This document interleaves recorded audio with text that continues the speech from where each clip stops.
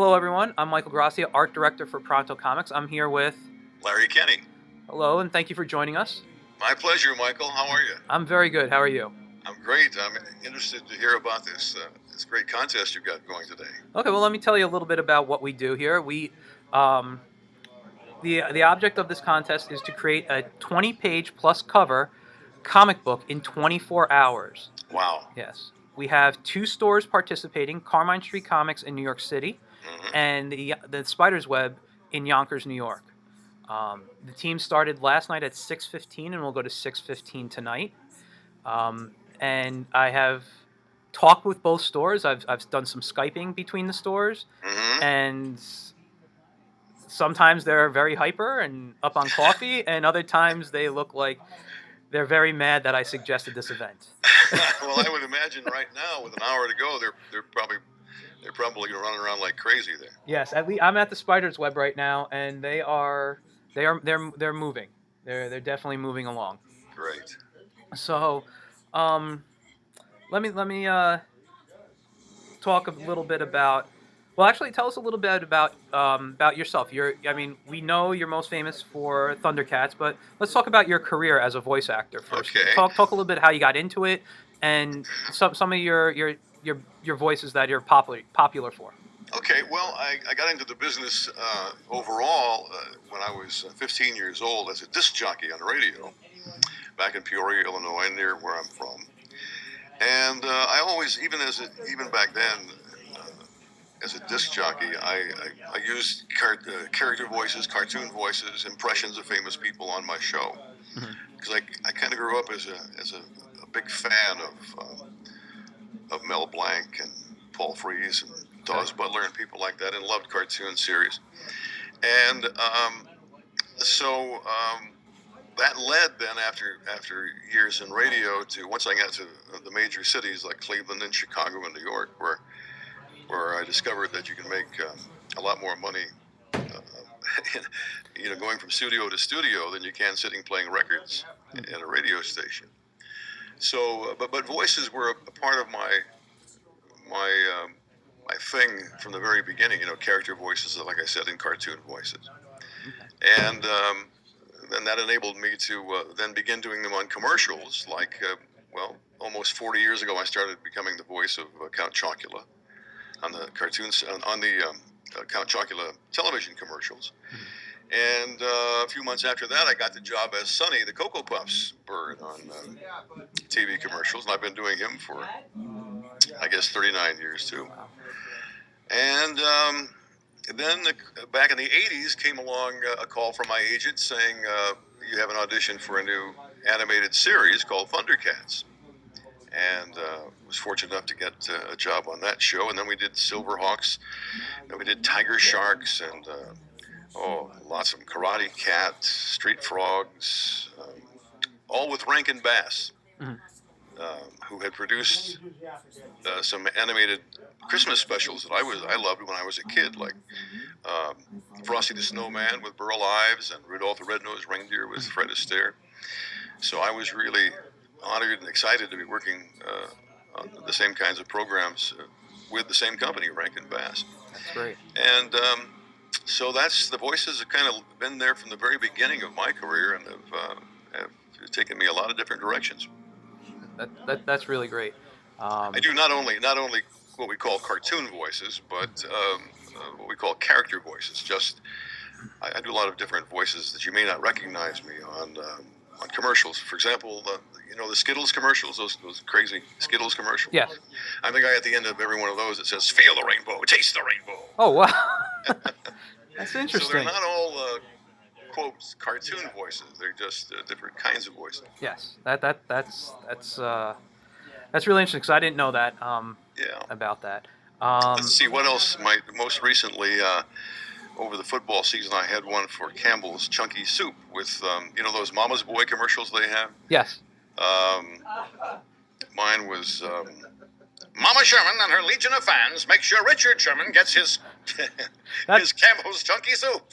That's great. That has that old what's that? Reminds me of like the old like Bullwinkle cartoon voices. Exactly, very good. That's where I got that voice from. That was Robert Conrad, who used to be on Rockin' Bullwinkle, saying things like, "Moose and squirrel go to the bottom of Veronica Lake." That's great. If this was video, you'd see how big my smile is right now hearing that stuff.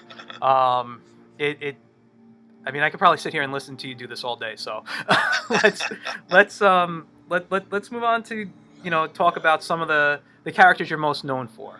I guess we'll start with the biggest, which I think Lion-O probably is what most people associate with me with, because the show Thundercats became such a huge hit, and now 30 years later, it's 30 years this year, is I guess being called an iconic television series. So, and the fact that I played the Lord of the main character on the show is along with hundreds of other voices. All of us in the cast, there were only about 5 or 6 of us who were Thundercats. But we did all the voices of the Thundercats and the mutants. Each one of us was one Thundercat and one main mutant. Interesting. I was Lion-O, and then I was Jackalman. We must get the Thundercats, yes. That's great. And then, of course, we all did Robert Burbles and whatever voices. I'm trying to think now. I was also, we did 130 episodes, so there's a lot of characters. I was also Rataro. I was Safari Joe. Wow. And then, of course, on Silverhawks, which we did for Rankin Bass right after, actually we started doing it before Thundercats ended, I played Lieutenant Bluegrass. And he was the main pilot. He had the guitar, right? That's right. Yes. That's right. He was a cowboy kind of a guy. Had that guitar that he would use to fend off the enemy. Yes. I remember. I was a big fan of those were my afternoons coming home from school. Yeah, sure. I think it was like 3 to 4 o'clock or it was 4 to 5, something like that, and it was Thundercats, and then right after Silverhawks. That's right. Yeah. And then later they had runs on Cartoon Network, I think. Probably so. On Saturdays, I'm not sure. Yeah.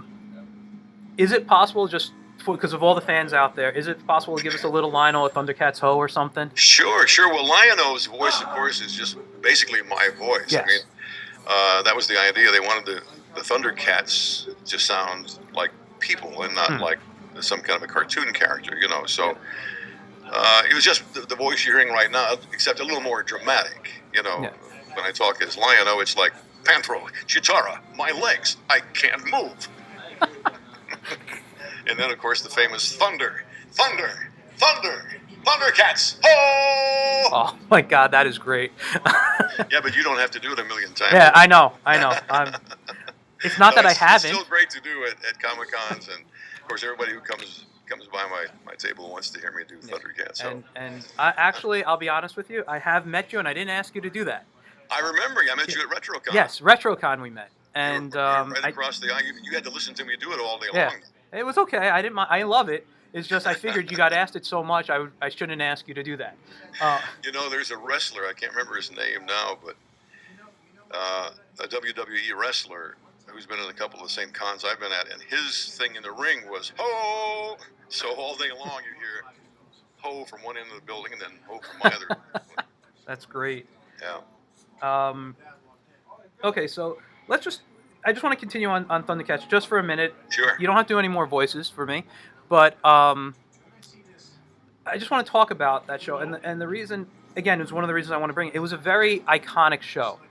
As a child, I remember it started in the 80s. I was probably about 10 or 11 years old, and I remember recording cartoons. One of the ways I learned to draw is to record cartoons, play them back, pause a frame, and draw what I saw on the television. Wow. Very ingenious of you. And you're talking about, this was on probably VHS, right? Yes, exactly. I had tons of cartoons. Didn't matter, different styles, whatever it was. I just kept drawing. And the Thundercats was one of those cartoons that I used to pause. And as a child, before I got into comics, I read comic strips in the newspaper. Before I got into comic books, I wanted to be an animator. So I would watch, and I would actually try to learn animation by playing back shows like Thundercats and He-Man and things. and play it back in slow motion to see if I can see how the characters move. So I did learn a little bit of animation through there. Great. And as I grew up, and I actually learned more proper animation skills than from what I got from the TV. And I started animating. Now I never animated for a big company, and I never did a cartoon series, but I have animated for back in the '90s for some small video games for kids and stuff. Yeah. I dealt a lot of work with the voice actors, and I gained a whole new respect for voice actors back then. I didn't think of it as a child, but when we animate, we hear we are listening to your voice. We are listening to the voices of how you sound, your tone. Are you angry? Are you happy? And Sure.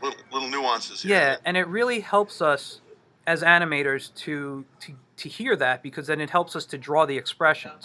Sure. I never thought of that. People often ask me, do you do the voices? Do they record the voices first, or do the animation first? And of course, you do the voices first, uh, because it would be so hard to to as an actor to have to match the lip sync and everything if it were animated first. It Yeah. just makes sense.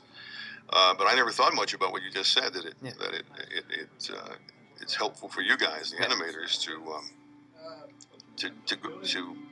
bring on the screen what they're hearing in our voices. Yeah. And I'll be honest with you, if I read like a Thundercats comic, your voice comes in for Lino. Or if I create a character that's similar to characters I grew up on, those are the characters I hear. Yeah, Like sure. like Sure. honestly, when I read a Batman comic, it's Kevin Conroy's voice for me.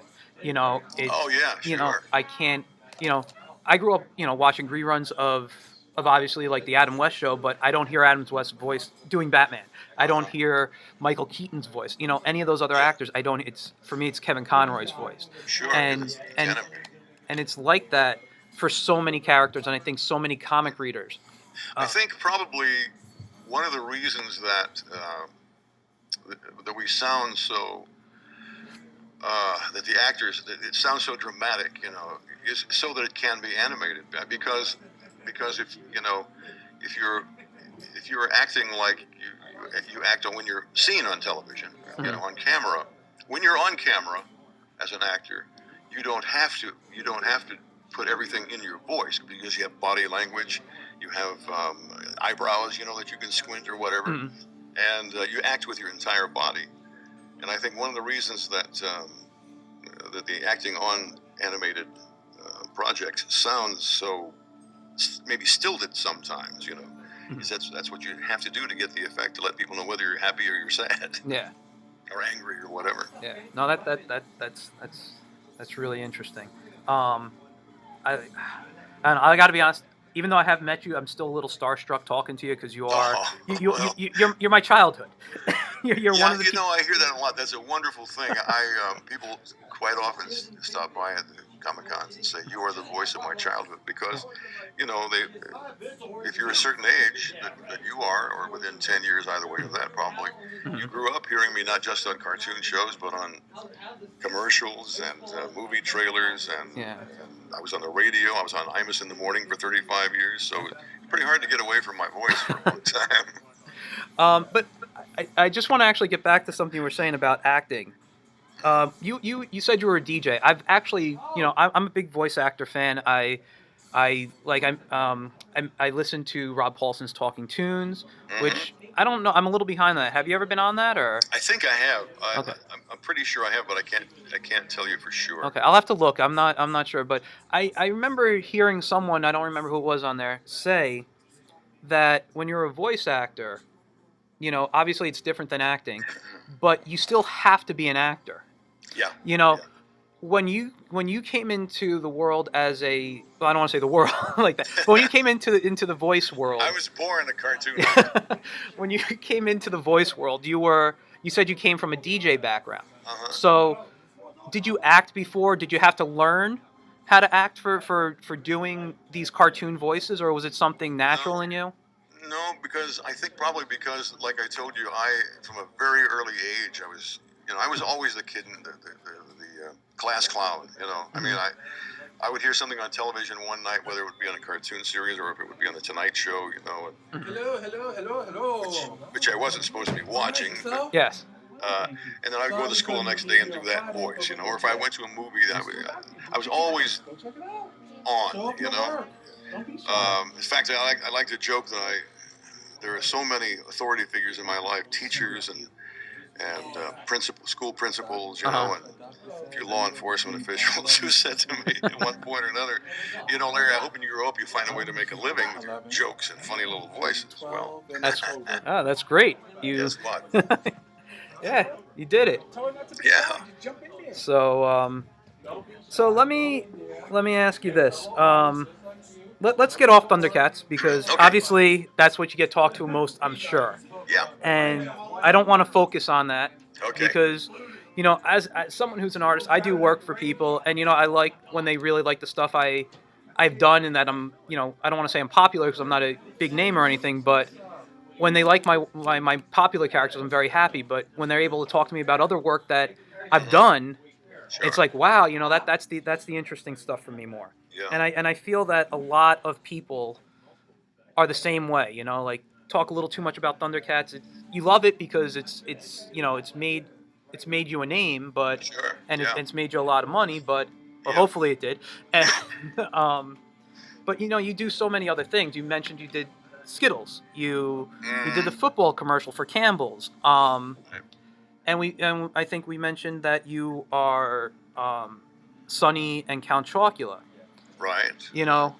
So I want to talk a little bit about them because a lot of people who deal with like I said, when they deal with animation, people think about cartoon episodes. They talk about film, but they're not thinking about commercials.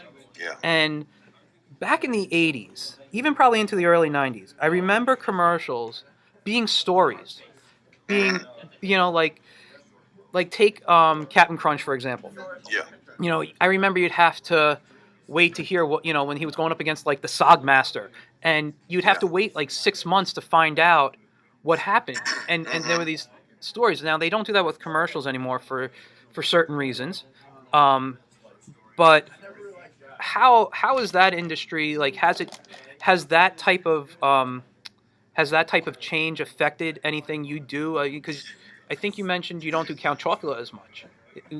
What's the reason behind that? They simply don't do new commercials anymore for Count Chocula. They still sell it. Mm-hmm. I sometimes it's hard to find from what I understand, but and I really can't tell you the machinations of the advertising industry in terms of why they don't do commercials for Count Chocula. But in terms of the storyline that we're talking about, that's still the case with Sonny, with the Cocoa Puffs commercials. Every one is a little, although it's only 15 seconds or 30 seconds, it's a little storyline to it. Yeah.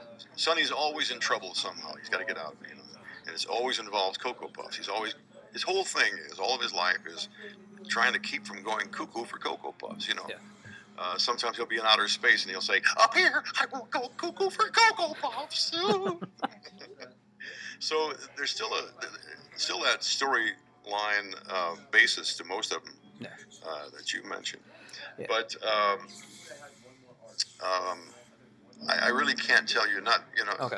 I'm just the actor. I'm not the writers or people making the decisions. No, and I understand that. I just didn't know if maybe you had because I know there's the whole I don't want to call it a law, but it's the whole thing about advertising sugary treats. It's why McDonald's changed things, and I didn't know maybe if that was the case because Count Chocula is a sugary treat, and I don't and like you said, I don't see many commercials, but I do see Sonny commercials, and it was just interesting to me about that, and I was just kind of curious if you had any insight on that. I really don't have any more insight than you do. I do know that Count Chocula, that Cocoa Puffs is one of the 4 or 5 commercials that General Mills manufactures that has some sort of a I don't know how to say this. They promote it as being surpassing the standards, Okay. for how much sugar you can have, or Hmm. just, on the good side. Yes, I understand what That you're has saying. lots of fiber and things like this. Of Hmm. course, that's debatable. I'm sure. I don't know, but maybe that's the reason why Sonny gets to keep plugging away at the kids to eat it, because it's not that bad for you. I Okay. don't know. Hey, you know what? That's I good don't. enough I reason. don't ask. I just take the money and run. Hey, that's a smart thing to do. Uh, um, so, well, I was going to ask you to do a Sunny voice, but you already did. I'm glad I heard "Cuckoo for Cocoa Puffs." Well, I'll give you the famous line if you Okay. want. Oh, I'd love to hear that. Yahoo! I'm Cuckoo for Cocoa Puffs. Cuckoo for Cocoa Puffs. Oh my God, I love it. I just love it. I mean, just a little background. I mean, just a little bit more. Not that I'm trying to. I don't want this to be about me. So, but commercials were one of my favorite things, and especially when when I started learning how to animate. I went to like the J Ward um, Captain Crunch commercials and things, and I just love them. And growing up, that was one of the reasons I loved. It was everyone says commercial comes, run to the bathroom. I couldn't. I wanted to watch these commercials, and because I knew, Yeah. I mean, now I understand they run certain commercials at certain times of the day because of who they're marketing to. But as a kid, all I knew was I was going to see Captain Crunch, I was going to see Sunny, I was going to see, Yeah. all these characters, Yeah. and I just thought it was just fantastic. Well, you can imagine how I feel then, because I was watching these characters when I was a kid. Yes. I was not the guy who created Sonny or the Count. Hmm. Count Chocula had been done by a guy named Jim Dukas for many years before I started doing it, Okay. and Sonny was done by, oh, please don't let me forget his name now. My gosh, I know it like I know my own. Son of a gun, I can't think of it right now, and he's going to kill me next time I see him. Uh, but so I didn't create those voices. But in fact, in both cases, when I got the job, they always audition hundreds of actors, and the direction was to try to copy that voice as closely as you could, because it had already been established. Okay. That's very interesting. I mean, I figured they do that. I think they call them what you call sound-alikes, right? Yeah, exactly. Yeah. Mm-hmm. Okay. At one point, normally I'm asking people to give advice to cartoonists, but I'm going to ask you in a little bit to give advice to aspiring voice actors. Okay. But and I'm sorry, I just lost my train of thought. It was a question. I had a great question for you, and this really. Well, I can give you my advice right now, and then you can think about if you like, if you can think about your. Oh yeah, actually, I do remember my question, Okay. but if you want to give the advice right now, that's fine. Okay, keep track of your thought. I always advise anybody who wants to be a voice actor to take classes, and no matter where you live, you're probably close enough to a city large enough where they have voice acting classes or voiceover acting classes. It's really pretty essential that you do it for several reasons. And if you're thinking about getting into business, you can Google or Bing or whatever search engine you use.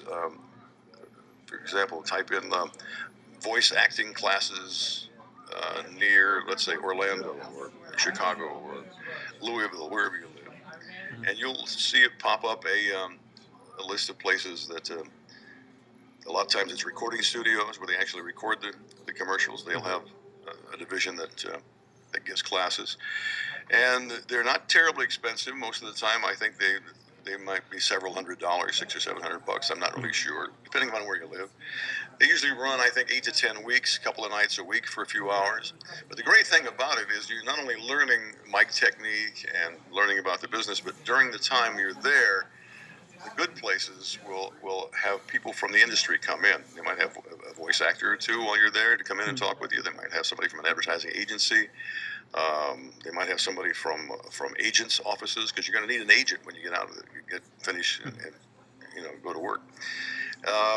And then the most important thing is when you take one of these classes from a good school or a good studio that teaches, when you're finished, you will come away with it used to be called a demo reel, a reel-to-reel tape, but now of course it's a CD or DVD, with that they will help you make during the course of your term there. That shows your range, what you can do, different, whether you do character voices or just whether you do, different styles of your own voice. And you'll come away with that you can take then to try to find an agent, because you're going to need to get an agent to get work in the business. Okay. So definitely take classes. Okay, that's really interesting. That's good to know. My question that I wanted to ask you is: you are known for all these characters that we just mentioned. Is there a voice that you love doing that you don't get on the air, is that not your that you're not known for, that you would like to share with us right now? Oh gosh, I can't imagine a voice that I haven't done over the years, and the tens of thousands, maybe hundreds of thousands of commercials I've done. I've been in the business for 50. Let's see. Oh gosh, 1963, 52 years I'm in this business now. Wow. So I've done a lot of commercials Hmm. with different voices. Is there one I like doing best? Of course, Lion-O has become the most iconic, but that's, and it is fun to do. It's fun to do the character. But any actor will tell you, whether it's a voiceover actor or a film actor or a stage actor, I think most actors will tell you that villains are the most fun to do, because you get to chew the scenery, as we say. You get to overact. You get to be very dramatic, and it's more fun, to be a jackal man and say, "We've got to get the Thundercats and wipe them out. We must eliminate them." That's more fun than just saying, "Oh no, you don't, jackal man." Those are the fun ones to do. Yeah, it's the same thing with animation and drawing. You always like to draw the villains because you'll be more dramatic, over the top with them. Yes, exactly. Okay. And there are different types of over-the-top voices too. Yeah. For years on VH1, I was the narrator in a show called Best Week Ever. I don't know if you ever. I've watched that for a long time. Same voice I used on Skittles. Hmm. It was something like, "It's the third week of April, 2015, the best week ever." And those are fun to do. Oh, that's great. That's great. Okay, well, I'm actually out of questions, but do Good, you I'm out of answers. is there anything you'd like to promote before we go, or? Well, not really. I don't have anything coming up that I know of in this business, the voiceover business. You don't usually know more than a few days in advance if you got if you've got a job coming up. It's very rare to say. It's very rare to find out a month in advance that you've got a job. Usually, you go in. For example, I'll go in on a Monday and audition for something, and by Tuesday afternoon, I'll know whether I've got it or not. Okay. And then we start recording probably Thursday or Friday. Wow. So you never really know until a couple of days before. I would suggest maybe if folks would like to meet me and say hi. I do a lot of Comic-Cons, doing 5 or 6 of this year. I think you're actually going to be at RetroCon. I'm sorry to interrupt, right? Yeah, I'll be at RetroCon, I think that's in September. In September, I think. I'm not sure. I think I might be doing that one too. So I'll definitely see you guys. Great, I'll see you there. And I'm doing 2 back in my home state of Illinois in May, Peoria and Rockford, Illinois, and I'm doing one up here in the New York area called Eternal Con in June. And I'll see you there, because I'll be doing Eternal Con as well. At the Cradle of Aviation Museum. Fantastic. Yes, I'll definitely stop by. All right. Yes. Well, it was very good talking to you. Thank you for taking time with us today. My pleasure, Mike. I'll see you soon. Yeah, I'll see you soon. All right. Thank you. Okay. Bye.